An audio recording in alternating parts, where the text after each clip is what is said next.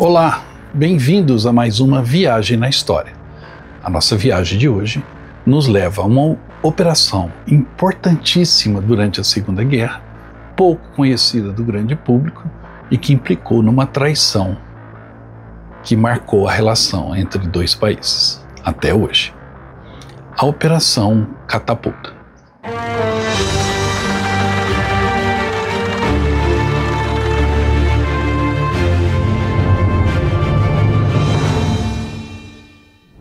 Em 1940, o período do verão trazia o peso do desastre. A França havia caído, suas ruas estavam sob as botas da Wehrmacht e as bandeiras que tremulavam no território francês eram a da suástica. A Inglaterra, isolada, se preparava para resistir sozinha contra Hitler. Nos gabinetes sombrios de Londres, Winston Churchill, primeiro-ministro da Inglaterra, fumava em silêncio, fitando os mapas com um olhar severo. Ele tinha consciência de um fato importante. A Inglaterra dependia do mar para se salvar. E aí veio a questão. A frota francesa, uma das maiores do planeta, equipada com couraçados modernos e cruzadores capazes de virar o jogo em qualquer oceano. Hitler poderia tomar posse dessa frota? E se isso acontecesse, a Royal Navy seria então ameaçada. E a invasão das ilhas britânicas poderia se tornar uma realidade.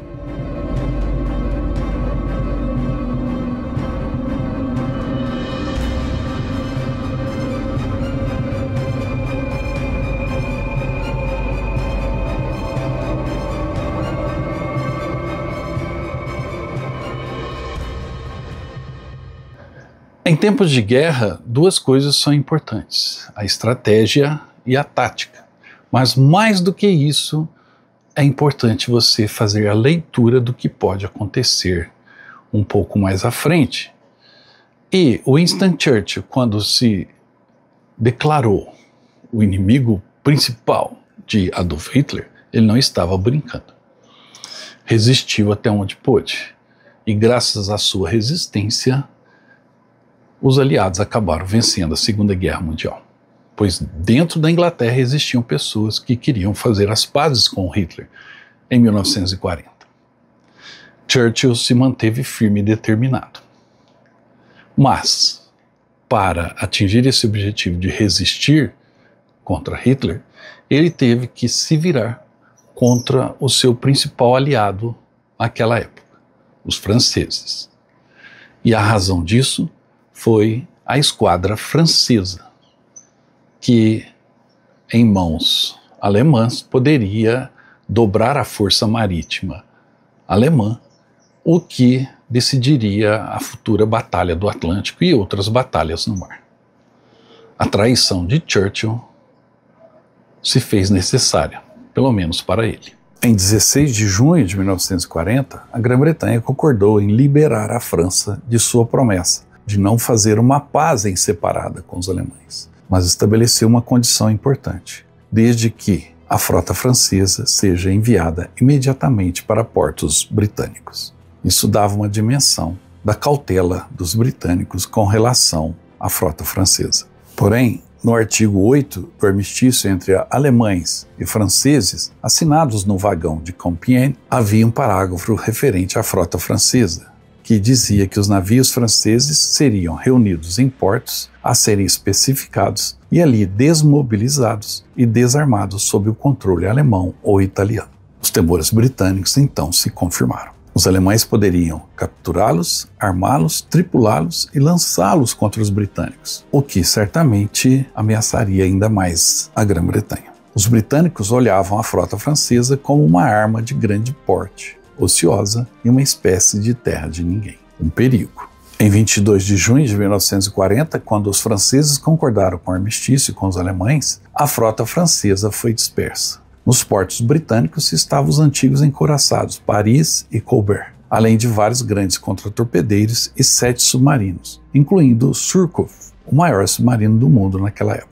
Em Casablanca e Dakar, possessões francesas na África, estavam os novos, embora ainda não concluídos, poderosos encouraçados Jean Bart e Richelieu. Outros navios franceses estavam ancorados em Alexandria, juntamente com a frota britânica do Mediterrâneo. O maior esquadrão, porém, estava em Mers el-Kebir, a noroeste de Oran, na Argélia, também possessão francesa. Ancorados pela popa no longo cais estavam os antigos encouraçados Bretagne e Provence, mas também os modernos e rápidos cruzadores de batalha Dunkerque e Estrasburgo. Havia também um porta-hidroaviões e 6 grandes contra-torpedeiros. Churchill e seu gabinete de guerra logo perceberiam que os franceses estavam fazendo pouco para afastar seus navios das garras alemãs. E assim deram início à Operação Catapulta, o plano para conquistar ou neutralizar os navios franceses, especialmente Mers el-Kebir.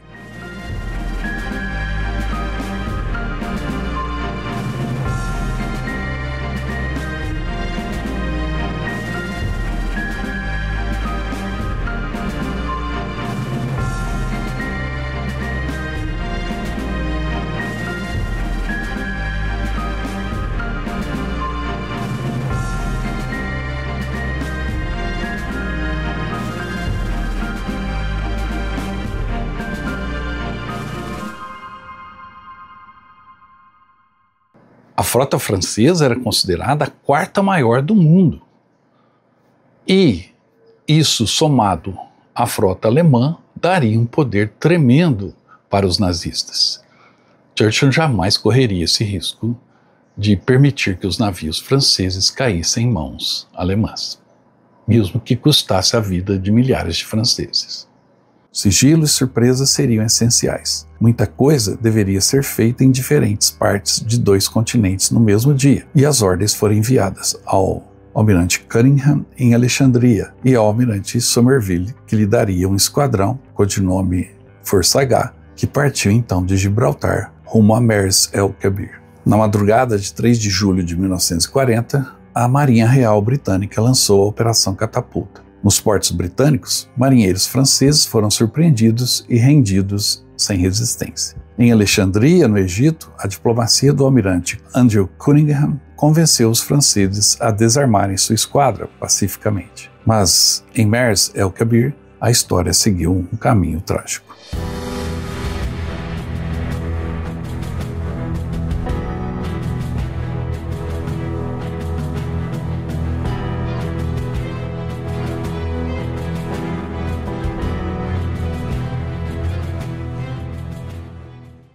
O dia 3 de julho de 1940 foi um dia negro nessa relação entre franceses e britânicos. Talvez o pior dia desde a Guerra dos 100 Anos, quando os 2 países se digladiaram durante dezenas e dezenas de anos. Mas Churchill estava determinado, e as ordens foram incisivas: capturem ou eliminem a esquadra francesa em Mers el-Kebir. O porto de Mers el-Kebir estava calmo, banhado pelo sol argelino.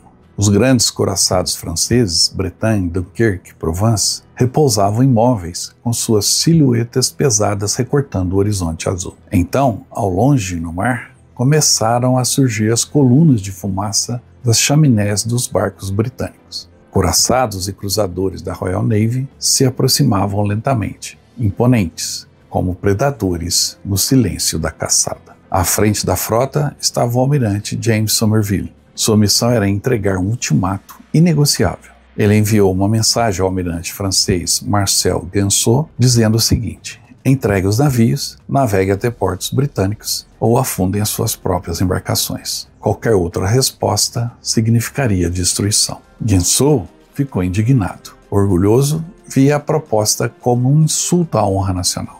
Para ele, aceitar seria trair a bandeira tricolor e curvar-se à humilhação britânica. De outro lado, Somerville estava em dúvida. Sabia que apontava canhões contra antigos camaradas, mas as ordens de Churchill eram claras e irrevogáveis. As horas passaram em negociações tensas, cartas trocadas, emissários indo e voltando em pequenas embarcações. No horizonte, os canhões britânicos já estavam carregados. A cada minuto que passava, a tragédia parecia inevitável.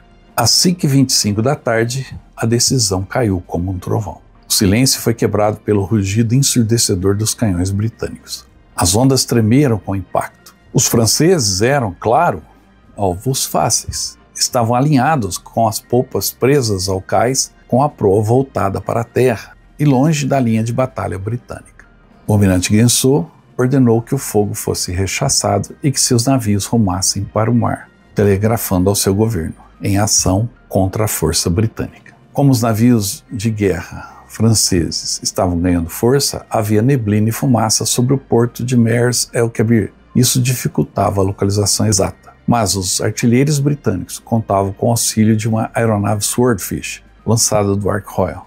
Observando o bombardeio a mais de 2.000 metros de altitude, a aeronave relatou a localização dos projéteis e, logo, a esquadra britânica enquadrou o Bretagne e o Strasbourg. Os canhões franceses, que atiravam de volta, lançavam jatos de água do mar perto da linha de batalha britânica, mas sua mira era falha devido à fumaça ao redor dos navios. E, além disso, seus maiores canhões não conseguiam atingir a força britânica. Os canhões do Dunkerque e do Strasbourg estavam à frente, apontando para longe do mar aberto. Apenas o Bretagne e o Provence poderiam usar seus maiores canhões. Nenhum navio britânico foi atingido, e a segunda salva britânica atingiu o Bretagne. O desfecho do que aconteceu em Mers el-Kebir ainda ressoa até hoje na relação entre os dois países.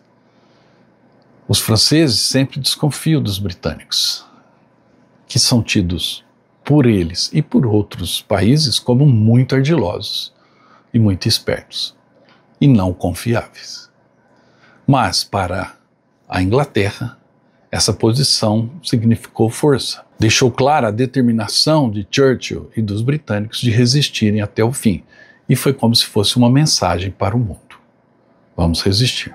Projéteis gigantes de 381 milímetros cruzaram o céu em segundos e atingiram em cheio o couraçado Bretagne. A explosão foi apocalíptica. Chamas alaranjadas engoliram o navio, colunas de fumaça negra subiram aos céus, destroços e homens foram lançados ao mar. O Bretagne virou lentamente e afundou diante de olhos horrorizados de seus tripulantes sobreviventes. Os navios Dunkerque e Provence também foram atingidos, arrastando-se em desespero até encalhar. Marinheiros franceses, atordoados e feridos, corriam pelo convés em meio ao fogo e à fumaça. Gritos ecoavam por sobre o rugido dos canhões. E em menos de 15 minutos, mais de 1.300 franceses estavam mortos, atingidos por projéteis britânicos. O mar, tingido de óleo e sangue, era testemunha de um massacre. A notícia se espalhou rápido.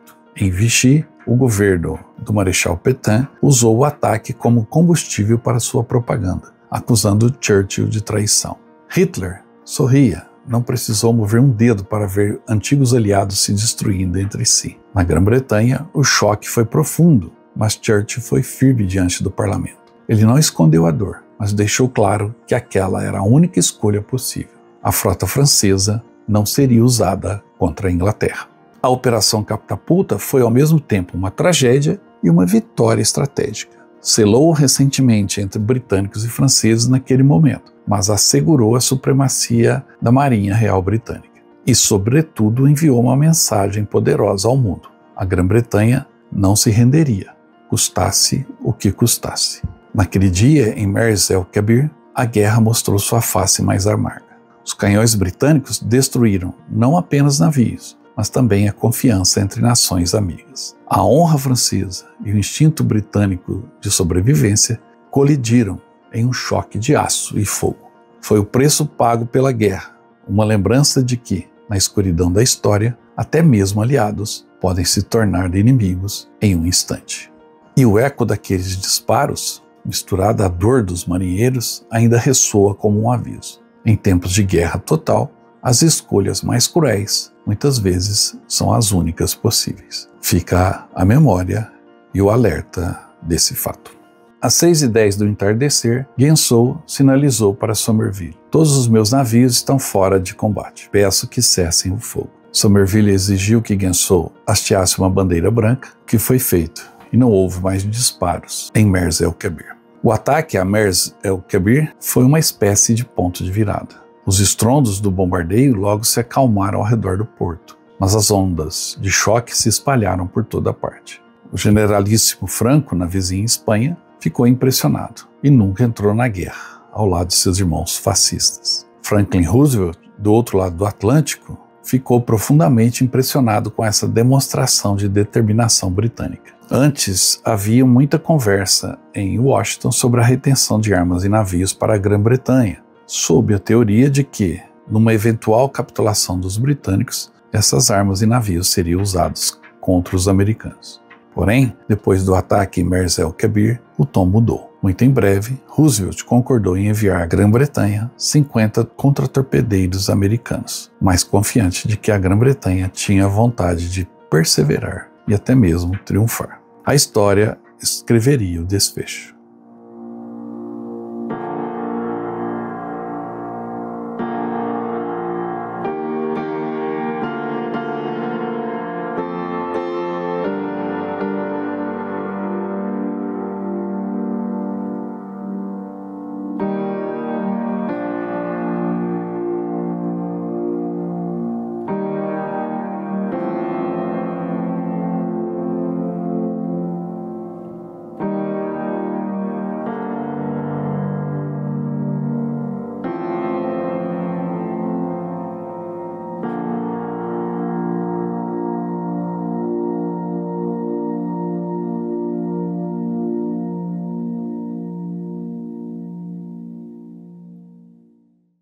Espero que tenham gostado dessa história do que aconteceu em Mers el-Kebir, na Operação Catapulta em 1940.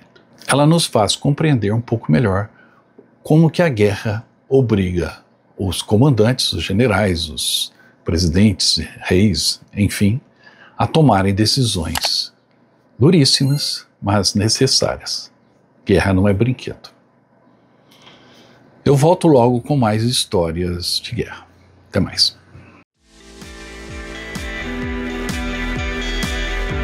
Viu só? Essa aí é a nova camisa da promoção do canal Viagem na História.